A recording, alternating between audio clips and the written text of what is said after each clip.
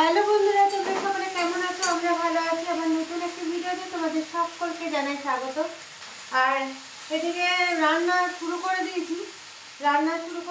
ডালটা অনেকক্ষণ আগেই বানিয়ে নিয়েছি। তারপরে ভাত বানিয়ে নিলাম। আর এখানে অনেক দিন পর আজকে রান্না করছি আলু পোস্ত। মেয়ে বলেছে যে মা আজকে ডাল আলু পোস্ত করো, কারণ আজকে হচ্ছে শনিবার। তো শনিবার নিরামিষের ব্যাপার, তো সেই জন্য অনেকদিন পর। আর এখন শীতকাল, অতটা পোস্ত টোস্ত খাওয়া হয় না, কারণ পোস্ত দরকার পড়ে না খেতে। হ্যাঁ, এখন তো অনেক রকম সবজি মনে করো। তো বললো না আজকে পোস্ত করো। তো পোস্তর যা দাম, তাই দামি জিনিস আজকে রান্না করছি।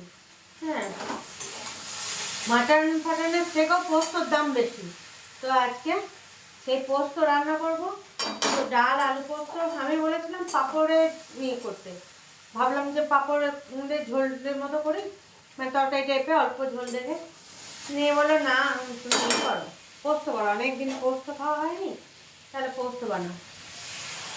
তো এই যে আলুটা ভাজা হয়ে গেছে, এবারে একটু জল দিয়ে দিলাম, কারণ আলুগুলো সিদ্ধ হতে হবে। আর আলুতে এত দাগ কি বলবো, এখন পুরোনো আলু চলছে। হ্যাঁ, তো পুরোনো আলুগুলোই নিয়ে এসছে বাজার থেকে।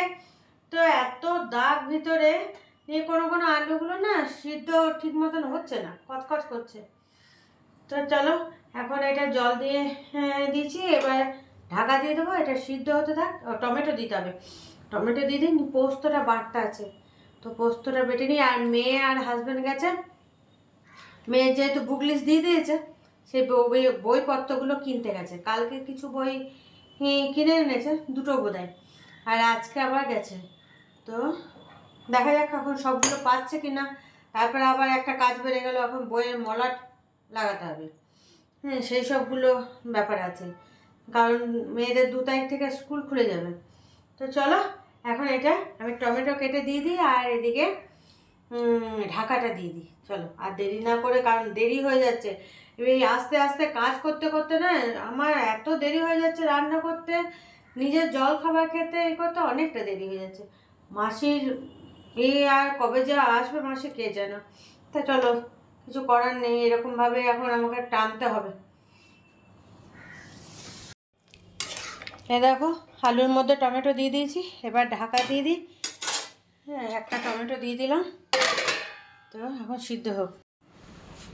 তো বললাম যে মেয়েরা বাজারে গেছে বইটা কিনতে। তো বইটা কিনতে গিয়ে দেখো ডালগুলো, ডাল ছোলা মটর এগুলো না শেষের দিকে, তো সেই জন্য সব নিয়ে এসছে এখানে। আর কিছু সবজিও এনেছে, সবজি বলতে ফুলকপি এনেছে আর মটরশুঁটি বোধহয়। হ্যাঁ, এই যে মটর আর পনির নিয়ে এসছে, এই যে পনির আছে এটাতে। এখানে ছোলার ডাল, তারপরে গোটা ছোলা, না এইটা অড়হর ডাল, এটা অড়হর ডাল, এইটা ছোলার ডাল, আর এটা মুগের ডাল, আর এখানে আছে মুসুরির ডাল। সব ডাল আর পনির। আর এখানে আছে মটরশুঁটি আর ফুলকপি, ও টমেটোও আছে। হ্যাঁ, ফুলকপি আর এই যে টমেটো, টমেটো আছে এর ভিতরে ভরা। তো চলো এখন এগুলো গুছিয়ে রাখি, নিয়ে আমি পোস্তটা বেটে নিই। রান্না কমপ্লিট হয়ে গেছে, আর এদিকে মেয়েকে খেতে দেওয়া হয়ে গেছে, মেয়ে খাওয়া হয়ে গেছে। তো ডালটা ঠান্ডা হয়ে গেছে, সেই জন্য গরম বসালাম। অনেকক্ষণ বানানো হয়েছে না, ঠান্ডা হয়ে গেছে। এদিকে আলু পোস্ত বানিয়েছি, পাঁপড় ভাজা করেছি, আর পাঁপড়ের অল্প একটু তরকারি করেছি। তরকারি মানে হালকা ঝোলের মতন একটু করেছি, কারণ ডাল আছে, বেশি ঝোল করে তো লাভ নেই। তো চলো তোমাদের দেখে দেবো, এখানে ডালটা গরম হতে থাক, তোমরা দেখে নাও রান্নাগুলো। এইখানে দেখো আলু পোস্ত আছে, আর এই যে ডালটা গরম করতে নিলাম, এখানে মুগের ডাল। এখানে আছে পাঁপড় ভাজা, আর এই যে পাঁপড়ের তরকারি। হালকা একটু ঝোল আছে।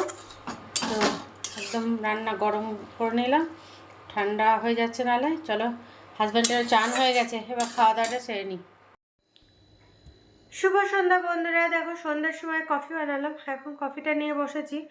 আর আজকে আবার দেখছি বাইরে বেশ ভালো ঠান্ডা, ঘরের ভিতরে হালকা ঠান্ডা ঠান্ডা লাগছে, আর বাইরে বেশ ঠান্ডা, হাওয়া চলেছে আজকে দুপুরেও, আর এই মনে হচ্ছে সন্ধ্যের দিকেও হাওয়া চলছে বাইরে। তো চলো এখন চা আর বিস্কুট নিয়ে, চা বলছি, কফি আর বিস্কুট নিয়ে বসেছি। আর হাজব্যান্ড গেছিলো একটু বাইরে, তো ওরা চলে এলো, হাজব্যান্ড আর মেয়ে গেছিলো, তো ওরা চলে এসছে, কফিও রেডি করে রেখেছি ঢাকা দিয়ে, তো এসে খেয়ে নিলাম। তো আর টুটুদাকেও দিয়ে দিলাম। তো চলো এখন খেয়ে নিই। এইদিকে দেখো বিস্কুট আর কফি এই যে রেডি করে নিয়েছি, তা চলো এখন খেয়ে নিই। তো চলো রাতের খাবার বানানো হয়ে গেছে, তো রাতের খাবার নিয়েও বসে গেছি। আজকে কী কী আছে একবার দেখে নাও, দেখে নিই তারপরে খাওয়া দাওয়া শুরু করি। আর ওইদিকে হাজব্যান্ড এখন ফোনে কথা বলছে, আর মেয়ে টুটুদার রুমে খাওয়া নিয়ে চলে গেছে। একবারে বানানোর সঙ্গে সঙ্গে দেওয়ার সঙ্গে সঙ্গে দৌড়ে একবারে নিয়ে চলে গেল। তো চলো দেখিয়ে দিই, নিয়ে তারপর খাওয়া দাওয়াটা সেরে নিই। এই দেখো রুটি, আর দিনের যে আলু পোস্ত করেছিলাম আলু পোস্তই রাখা ছিল, আর মিষ্টি, এই দিয়ে আজকে খাওয়া দাওয়া করবো। কারণ আজকে যেহেতু শনিবার নিরামিষের ব্যাপার, সেই জন্য আলু পোস্তই রেখে দিয়েছিলাম। দেখলাম আবার সে আলু চচ্চড়ি বা আলু ভাজা কিছু করতে হবে, তো সেই জন্য আলু পোস্তই রাখি, তো রাতে তখন আলু পোস্ত দিয়েই খেয়ে নেওয়া হবে। তো চলো খাওয়া দাওয়া রেডি করে নিয়েছি, এবার খাওয়া দাওয়াটা সেরে নিই। খাওয়া দাওয়া তো হয়ে গেছে রাতে, আর এদিকে মেয়ে আর হাজব্যান্ড ঘুমিয়েও পড়েছে।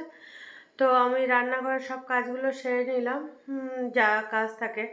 এখন তো রেগুলার বাসন টাসন মেজে পরিষ্কার করে হ্যাঁ রেখে দিতে হচ্ছে, তো সেই সব সেরে গ্যাস ট্যাস পরিষ্কার করে হ্যাঁ এখন তোমাদের সামনে এলাম।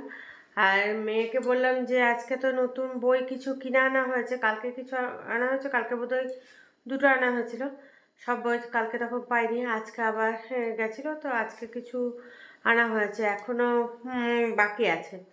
তো সেগুলো বোধহয় এখন কবে পাবে, কাল পাবে না পরে কোনো দিন পাবে জানি না। তো যেগুলো নতুন বই সে যেখানে বই রাখে সেগুলো, সেখানটাতে পুরনো বই কিছু ছিল, সেগুলো বললাম ওগুলো অন্য একটা জায়গায় রাখো, তবে নতুন বইগুলো ওখানটাতে রাখতে পারবে, কারণ তোমার ওই বইগুলোই এখন সবসময় পড়াশোনা করতে লাগবে। তো সেগুলো তো অন্য জায়গায় রাখলে হবে না, যেখানে পড়াশোনা করবে সেখানেই রাখো।